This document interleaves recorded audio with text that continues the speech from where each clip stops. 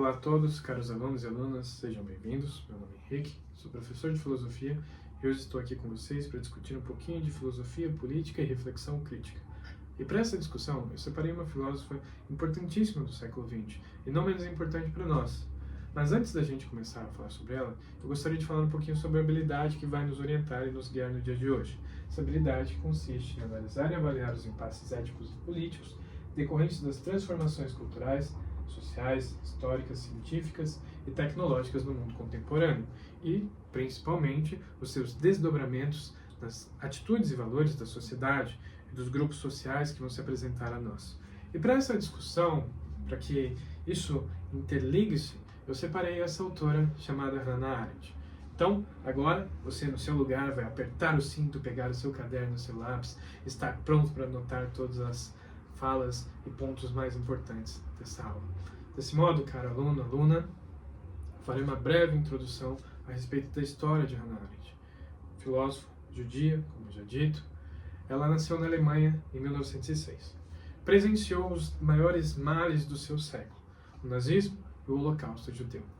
E com bravura, ela nos leva a uma reflexão de como devemos entender e como devemos refletir para que possamos evitar todos esses acontecimentos do seu século. Hannah Arendt nos traz um conceito importante, chamado a banalidade do mal. Mas para entender essa banalidade, eu gostaria de dizer a vocês que esse conceito ele não surge à toa, né? Como você pode ver aqui.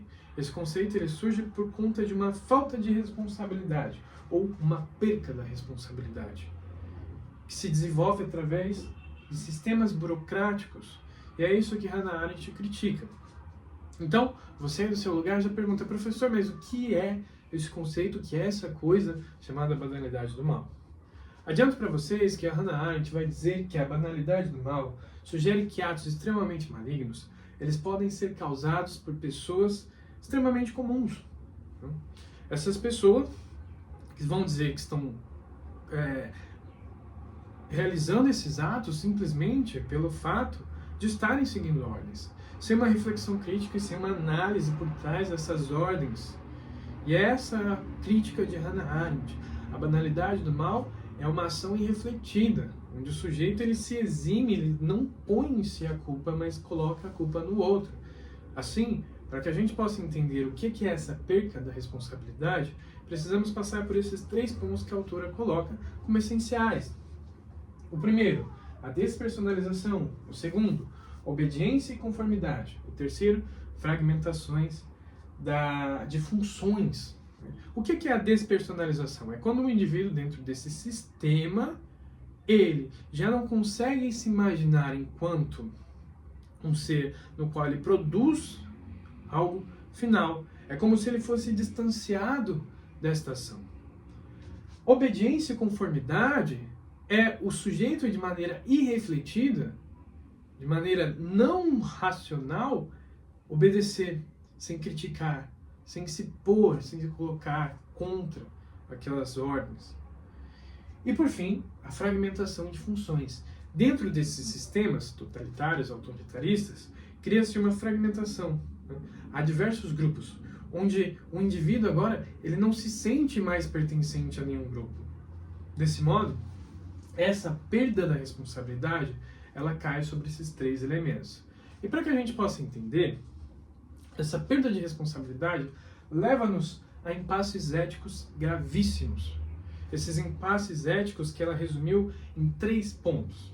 A falta da reflexão crítica, a desumanização e a justificação de atos imorais. Repito para vocês. Falta de reflexão crítica, desumanização e justificação de atos imorais. A falta de reflexão crítica dentro desse ambiente burocrático não se sente incentivado a pensar, a refletir criticamente sobre as coisas. O sujeito, ele não é motivado a refletir sobre essas coisas. E, portanto, ele pode agir de forma imoral.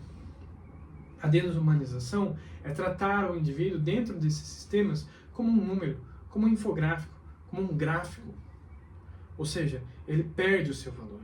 E, por fim, a justificação de atos morais, ela passa a partir do momento em que a gente obedece ordens em que a gente não se posiciona de maneira reflexiva e crítica.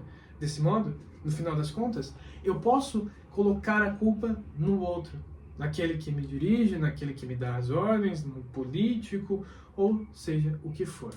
Então, você aí do fundo pergunta, professor, como que nós podemos, a partir dessas habilidades, a partir dessas reflexões, extrapolar isso, sair, porque a gente não quer ir nessa direção. E aí Hannah Arendt nos dá uma solução, um ponto essencial. Ela nos apresenta 3 maneiras que podemos nos livrar desse fantasma. O primeiro é a responsabilidade individual. Devemos encorajar a todos a refletirem sobre suas ações, a questionarem as ordens e os procedimentos.